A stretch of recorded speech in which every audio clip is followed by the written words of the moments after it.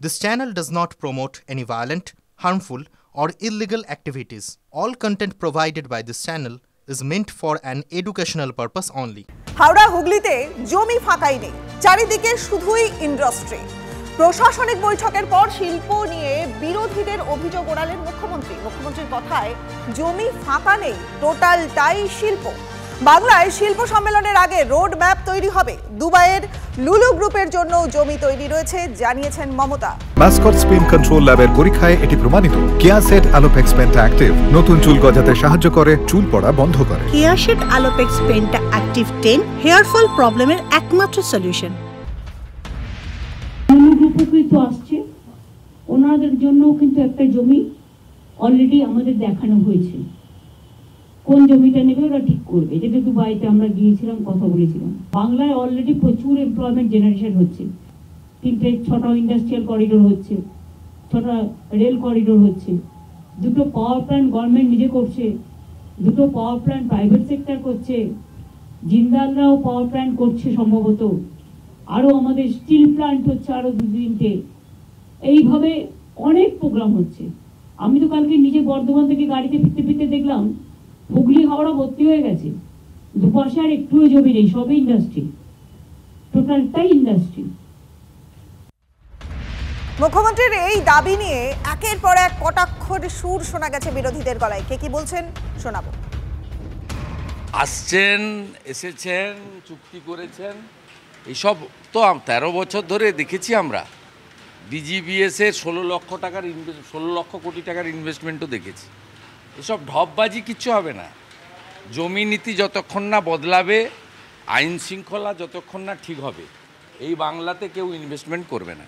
Semiconductor hub যে তৈরির কথা বলা হচ্ছে বা নরেন্দ্র মোদী যে উদ্যোগ নিয়েছেন, তা কি পশ্চিমবঙ্গে বাস্তবায়িত হবে? বিজেপি সরকার এলে শপিং মল বানায়, তো ওরা শপিং মল বানায়, লুলুর তো শপিং মল চলে ওখানে। শপিং মলে কি চাকরি হবে? তো এত শপিং মল আছে।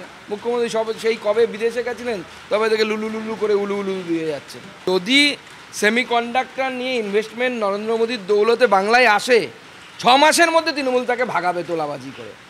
এই কনফিডেন্সটা আমার মাননীয় মুখ্যমন্ত্রী এবং তার দলের উপরে একদম আছে। আমরা চাইবো বাংলায় ইনভেস্টমেন্ট আসুক। সরকার যদি প্রকৃত উন্নয়ন করতে চায়, তাহলে পরে সেই উন্নয়নের কাজে আমরাও সহযোগিতা করব। মুখ্যমন্ত্রী বললেন জমি ফাঁকা নেই, টোটালটাই শিল্প। কথা বলবো সিপিএম নেতা সুজন চক্রবর্তী এই মুহূর্তে রয়েছেন আমাদের সঙ্গে। সুজন বাবু, মুখ্যমন্ত্রী বলছেন যে টোটালটাই নাকি শিল্প হয়ে গেছে, হাওড়া হুগলিতে কোথাও জমি ফাঁকা নেই। প্রশাসনিক বৈঠকের পর তিনি এটা বললেন। খুবই খুবই দারুণ বার্তা। সারা পশ্চিমবাংলার লোক একদম বুঝে গেল যে মুখ্যমন্ত্রী খুব সদর্থক, স্পষ্ট, সব বোঝেন এবং দেখেন। শুধু একটাই তারা ভাবতে পারেন, ওনার ওই যে হুগলির সাংসদ হয়েছেন, উনি নাকি যাতায়াতের পথে শুধু ধোঁয়াই দেখেন, এত কারখানা। তো ওনার সাংসদ যদি এত ধোঁয়া দেখেন যে কারখানার পর কারখানা, তো মুখ্যমন্ত্রীও কারখানাই দেখছেন, নতুন কি আছে? ওনার সাংসদ কুইন্টাল কুইন্টাল জল বেরোতে দেখেছেন, কদিন পর পারলে মুখ্যমন্ত্রীও সেরকম কুইন্টাল কুইন্টাল জলের ব্যবস্থা করতে পারেন। এসব হাস্যকর, শুনলে লোকে বিরক্ত হয় এবং বোঝে যে আসলে বাংলার প্রতি দায় কতটা দুর্বল, দায়হীন একটা মনোভাব। Paschimbangla natural destination of industry যেভাবে গড়ে উঠছিল 21 শতাব্দীর গোড়া থেকে, মানে 2000 সালের পর থেকে, 2002, 3, 4, 5 ইত্যাদি ইত্যাদি, এটা ধ্বংস করেছেন উনি ধ্বংস করেছেন। এই আজকে সেমিকন্ডাক্টর হাব নিয়ে কথা হচ্ছে, সেমিকন্ডাক্টর হাব এই প্রসঙ্গে তখন জ্যোতিবাবু মুখ্যমন্ত্রী, চণ্ডীগড়ে আলাপ আলোচনা হচ্ছে, তখন থেকে আগ্রহ, তখন থেকে প্রস্তাব।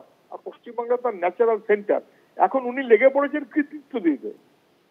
যদিও আমি মনে করি যাই কৃতিত্ব নিক, পশ্চিমবাংলায় হোক, কৃতিত্ব নিতে গিয়ে যেন আবার গন্ডগোল করে দেবেন না।